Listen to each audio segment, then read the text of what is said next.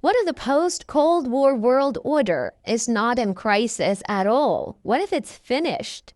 That is the striking conclusion coming from analysts at the European Council on Foreign Relations in their most recent piece published on the think tank's website. It provides an excellent, in my opinion, insight into the logic of the European elites, which is on full display at this year's Munich Security Conference, which I will discuss in a couple of days with an expert. So definitely stay tuned for an interview here on my channel. And this isn't some French commentary either, by the way. This is mainstream European strategic thinking. Their argument is very blunt. It is the liberal rules-based order, quote unquote, that defined global politics for nearly 3 decades that is no longer holding the system together. It is not wobbling, it is not temporarily weakened, it is structurally over.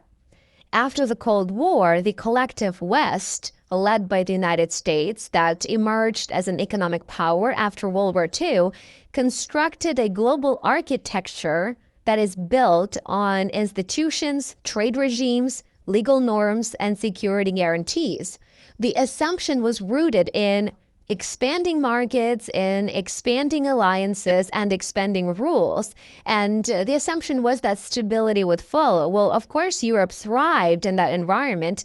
The European Union deepened integration, which led to the expansion of NATO that ceased to be a defensive alliance after the Warsaw Pact ended. So globalization accelerated and the system appeared durable. But now things have changed. Now, the European Council on Foreign Relations admits that the system no longer functions as a coherent whole. Well, why would that be, you would ask? Well, first, the United States itself is no longer acting as the guarantor of the entire order. Instead of underwriting a global framework, as it once did, Washington increasingly pursues its own strategic interests through selective engagement, through unilateral pressure, and hard power. And so from Europe's perspective, that is a profound shift. The old bargain, where American security leadership was exchanged for European alignment, is less predictable than it once was. And in fact, it is impossible to know just how much longer it may last, as President Trump is laser focused on dismantling global institutions. Now, the second conclusion that I would like to draw your attention to, that is based on this article and was made by the European Council on Foreign Relations, is that China and Russia are not merely resisting Western dominance. They are offering alternative visions of international order. Beijing promotes sovereignty-first principles, as it should. It promotes infrastructure connectivity and global South partnerships. Moscow advances a civilizational and more of a multipolar framework that explicitly challenges Western universalism.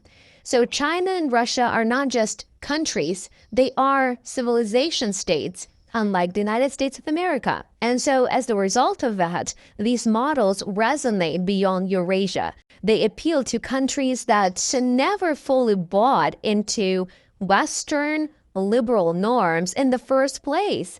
And so that, of course, is one of the areas that has become a building block for the BRICS nations. And then there are the so-called middle powers, countries like Turkey, India, Brazil, Saudi Arabia, that no longer see themselves as passive players in this Western-led system. That's because there is no Western-led system anymore. They mediate. They are becoming increasingly assertive in their regions. They build parallel networks of trade and infrastructure and security frameworks. They join new flexible coalitions. They don't operate ideologically. And so the result is fragmentation. The international system is no longer one integrated order.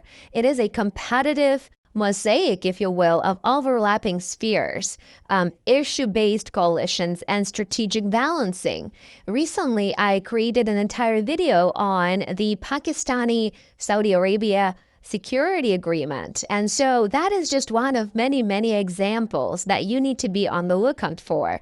So effectively, it means trade here, security there, technology somewhere else. So different rules are applied to different domains. And here's where the ECFR argument that is described in this article becomes truly significant.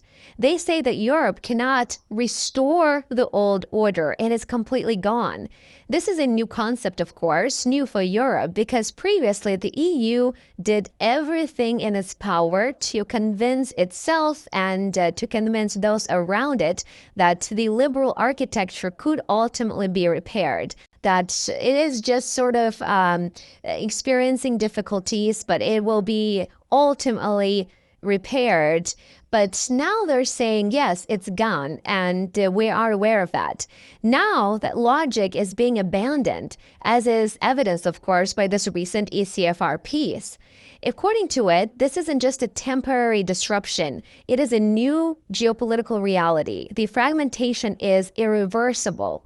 The multipolarity is structural. The West is no longer the gravitational center of global politics. So what does Europe do? Well, the answer they propose is a degree of pragmatism, actually. Instead of trying to resurrect a universal liberal order, the European Union should accept that the world contains multiple political trajectories these days. And that means engaging in flexible sector-based coalitions, working with countries not because that they share ideology with the European Union or countries that are in Europe, but because they share specific interests. And so the recent India-EU free trade zone agreement is an example of that in practice. Trade partnerships with BRICS plus countries, climate cooperation where possible, development finance arrangements that compete with but don't necessarily exclude Chinese initiatives, security coordination when interests align. So this is a very different Europe that the ECFR is proposing. But there's also a deeper implication here, one that may be quite uncomfortable in Brussels that's not described in this ECFR piece. If the liberal order is truly over as the structural foundation of global politics, then the long-term projects of Moscow and Beijing have effectively achieved their central objective.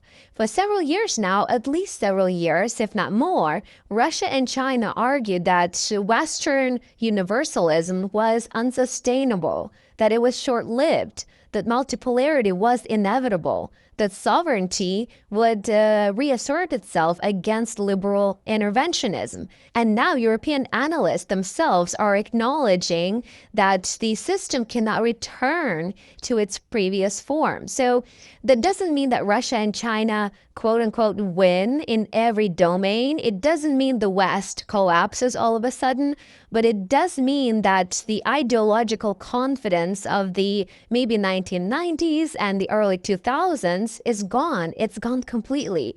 Europe is now openly admitting that it is just one of many poles of power in the world, and it's no longer the garden. So now it will be interesting to see if Russia and China welcome Europe in this new paradigm, or if the EU and by extension Europe will first need to prove that its shift isn't just rhetorical, that it's not just effectively a Trojan horse.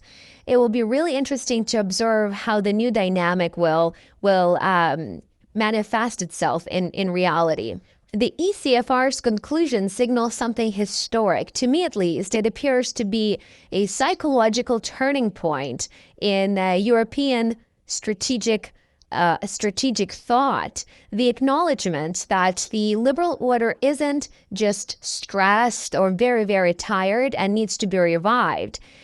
The acknowledgement is that it's structurally over. It's not coming back. And so that recognition alone should, in theory, reshape policy debates. And it should force Europe to redefine its role and to re-engage with the world and specifically with Russia in a completely new format. And of course, it remains to be seen if it will do that or if it sticks to its old ways. Thank you so much for watching. I hope that you enjoyed this quick update. If so, please support my work. I appreciate every single one of you who has become a paid subscriber on YouTube, Substack, or Patreon. Thank you so much for your support. And I look forward to seeing you here tomorrow. Bye for now.